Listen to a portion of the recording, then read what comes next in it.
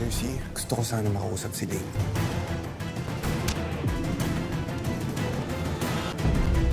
Kinausap ni Wilson ang pamilya niya dahil nahuli na ang taong pumatay kay Liv na giniit nitong malaking tulong yun sa pamilya nila na malilinis na ang pangalan ni Charles Stone sabay nagmakaawa sa kanilang lahat na wala ng iskandalong lalabas mula sa pamilya nila na agad namang nangako si Carlo samantalang hinawakan naman ay Irene ang tiyan nito dahil nag-aalala siya dahil baka buntis siya.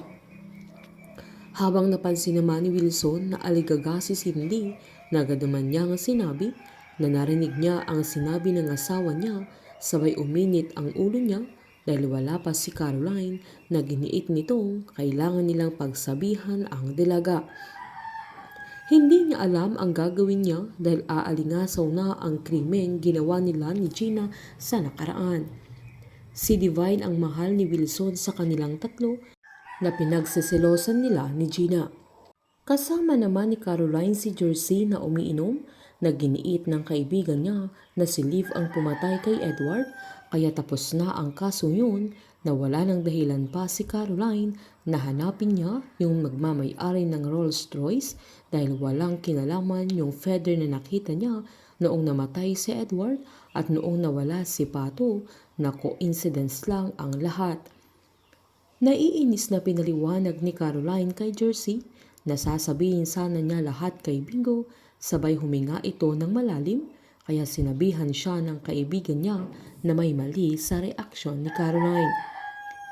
Giniit naman niyang naiinis siya kay Bingo dahil nalaman niyang binabayaran siya ni Aling Cathy para itrain siya na walang epekto sa kaibigan niya.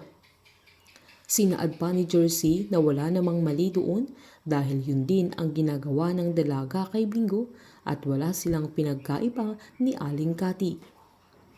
Agad namang sinabi ni Caroline na ang akala niya ay concern na talaga si Bingo sa kanya pero dahil sa nalaman niya ay confused na siya kung ano talaga ang pakay ni Bingo sa kanya. Habang binalikan naman ni Bingo si Snoop nang umalis na si Caroline sa party ni Berna, nagalit ito at niyaya niya ang kaibigan niyang mag-usap sila. Sinisi ni Bingo si Snoop dahil nagalit si Caroline sa kanya dahil sa binata. Hindi naman maintindihan ni Snoop dahil parang siya ang lumalabas na may kasalanan lalo't hindi niya alam na lihim yun ni Bingo na sinisisi niya ang binata dahil siya ang hindi nagsabi sa dalaga kung anong totoo sabay sinabi niyang ang dami din niyang problema at ang dami din niyang iniisip sabay nakiusap pa kay Bingo na wag na siyang dumagdag sabay aalis na sana ito pero pinigilan siya ni Bingo. Pinaalala nitong hindi niya dapat sinabi kay Caroline lalo't ang daming nakarinig. Sinumbat naman ni Snoop kung bakit naging issue na yung binabayaran sila dahil lahat ng kilos niya noon kay Caroline ay binabayaran siya ng dalaga na wala namang naging problema. Sinumbat naman ni Bingo na problema ang bunganga ni Snoop dahil walang preno. Habang tinanong naman ni Jersey kung masakit kay Caroline yung bagay na nalaman niya dahil halatang naguguluhan ang dalaga, nalangatwiran naman si Caroline na si Bingo ang topic nila at hindi siya. Pinaliwanag pa ni Jersey na wala namang bago dahil tumatanggap naman talaga si Bingo ng bayad at dapat maintindihan ni Caroline dahil nangangailangan ng binata ng 1 milyon para sa operasyon ni Lola Nene. Sabay sinabihan niya si Caroline na sa kanya ay halatang apektado siya dahil dati ay naiintindihan niya si Bingo na mahalaga ang pera sa binata.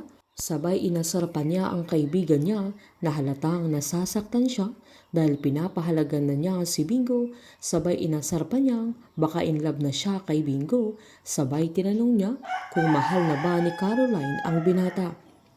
Todo deny naman si Caroline at sinabi niyang nasasaktan lang siya dahil ang akala niya ay iba si Bingo. Abangan naman natin ang pagkukros ng landas nila Bingo at Ani na sa matagal na panahon ay muling magkikita ang mag-ina. Painit ng painit ang mga tagpo, sabay-sabay po nating subaybayan ang advance episode ng Can't Buy Me Love dito po sa aking channel. Patuloy lamang pong manood at mag-subscribe para ma-update po kayo sa mga susunod na episode. Marami pong salamat.